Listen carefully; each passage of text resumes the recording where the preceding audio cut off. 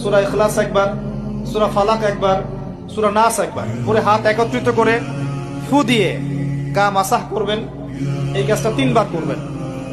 একবার আয়াতুল কুরসি পড়বেন, সূরা বাকারার 255 নম্বর আয়াত, আল্লাহু লা ইলাহা ইল্লা হুয়াল হাইয়ুল কাইয়ুম, এটা শেষ পর্যন্ত। এরপর সূরা বাকারার শেষের 3টা আয়াত পড়বেন, লিল্লাহি মা ফিস সামাওয়াতি, এখান থেকে ফানসুরনা আলাল কওমিল কাফিরিন পর্যন্ত।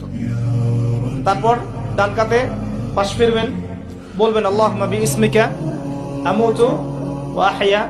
হাত নিবেন, হাতে গুনতে থাকবেন সুবহানাল্লাহ সুবহানাল্লাহ সুবহানাল্লাহ 33 বার, আলহামদুলিল্লাহ আলহামদুলিল্লাহ আলহামদুলিল্লাহ 33 বার, আল্লাহু আকবার আল্লাহু আকবার আল্লাহু আকবার 34 বার। ঘুমিয়ে যাবেন।